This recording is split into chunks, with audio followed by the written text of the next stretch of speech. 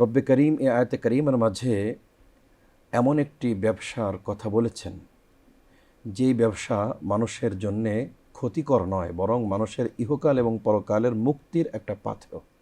রব্বে করিম এই জন্য বলেছেন, ইয়া আইয়ুহাল্লাযীনা আমানু, হে ঈমানদারগণ, হাল আদুল্লুকুম, আমি কি তোমাদেরকে পথ প্রদর্শন করব, আলা তিজারতিন, এমন একটি ব্যবসার, যেই ব্যবসা তুনজিকুম, তোমাদেরকে মুক্তি দিবে, মিন আযাবিন আলিম, ভয়াবহ শাস্তি থেকে।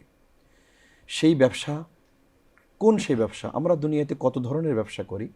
রব্বে করিম আমাদেরকে দিয়েছেন এমন এক ব্যবসা, যেই ব্যবসার মাধ্যমে আমাদের ইহকাল সুন্দর হবে, পরকাল সুন্দর হবে। রব্বে করিম বলেছেন, তুমিনুনা বিল্লাহি ওয়া রাসূলি, আল্লাহ পাকের প্রতি ঈমান আনয়ন করতে হবে এবং প্রিয় নবী মুহাম্মদুর রাসূলুল্লাহ সাল্লাল্লাহু তাআলা আলাইহি ওয়াসাল্লামের প্রতি ঈমান আনয়ন করতে হবে। তুমিনুনা বিল্লাহি ওয়া রাসূলিহি ওয়া তুজাহিদুনা ফি সাবিলিল্লাহি বিআমওয়ালিকুম ওয়া আনফুসিকুম, এবং আল্লাহর রাহে নিজের জীবন এবং সম্পদ দিয়ে জিহাদ করার কথা বলা হয়েছে।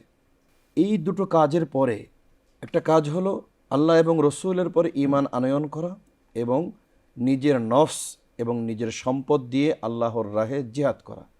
এই দুটো কাজকে রব্বে করিম এক মহা ব্যবসা, অর্থাৎ লাভজনক ব্যবসা বলেছেন। এই লাভজনক ব্যবসার পুরস্কার সম্পর্কে রব্বুল আলামিন নিজেই বলেছেন, ইয়াগফির লাকুম যুনুবাকুম, জীবনের সমস্ত গুনাহগুলো রব্বুল আলামিন ক্ষমা করে দিবেন। সুবহানাল্লাহ। ওয়া ইয়াদখিলকুম জান্নাতিন তাজরি মিন তাহতিহাল আনহার, এবং রব্বুল আলামিন এমন এক জান্নাতে প্রবেশ করাবেন, যেই জান্নাতের পদদেশ দিয়ে নহর প্রবাহিত হবে। আল্লাহু আকবার। সুবহানাল্লাহ, সুবহানাল্লাহ। ওয়া মাসাকিনা তাইয়্যিবাহ, এবং উত্তম বাসগৃহ সেখানে থাকবে। যালিকাল ফাউজুল আযীম, এবং এটা মহা সফলতা বলেছেন রব্বুল আলামিন। এখানে আমরা কয়েকটা বিষয় যদি লক্ষ্য করি, তাফসীরে জালালাইনের মাঝে মুফাসসিরিন ইকরাম বড় চমৎকার বলেছেন, তুমিনুনা বিল্লাহ, আল্লাহ পাকের পরে ঈমান তো আমরা আনয়ন করি। এই ঈমান আমাদের যেটা অবস্থা, সকালে ঈমান আছে, দুপুরে ঈমান নেই। দুপুরে ঈমান আছে যখন লাভজনক কোনো কাজ দেখেছি, কোনো পক্ষে বিপক্ষে কোনো বিষয় এসেছে, কষ্ট এসেছে, তখনই আমাদের ঈমান, আমরা ঈমানকে ভুলে যাই। এজন্যই তুমিনুনা বিল্লাহির তাফসীর অনেক মুফাসসিরিন ইকরাম যেটা বলেছেন, তাদুমুনা আলাল ঈমান। আল্লাহু আকবার। অর্থাৎ ঈমানের উপরে অটল অবিচল থাকতে হবে। আর ঈমানের উপরে অটল অবিচল থাকার পুরস্কার সম্পর্কে রব্বে করিম কোরআনে কারীমের অন্যত্র একাধিক আয়াতে ইরশাদ করেছেন, ইন্নাল্লাযীনা ক্বালু রাব্বুনাল্লাহ সুম্মা ইসতাকামু, যারা আল্লাহকে আল্লাহ বলে মেনে নিবে, আল্লাহর উপরে ঈমান আনয়ন করবে, সুম্মা ইসতাকামু, এবং তার উপরে অটল অবিচল থাকবে। অর্থাৎ আমাদের দুনিয়ার জাগতিক অবস্থা এমন, আমরা সকলে আলহামদুলিল্লাহ মুমিন।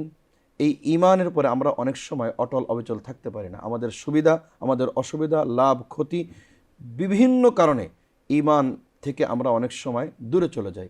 এটা মুমিনের কাজ হতে পারে না।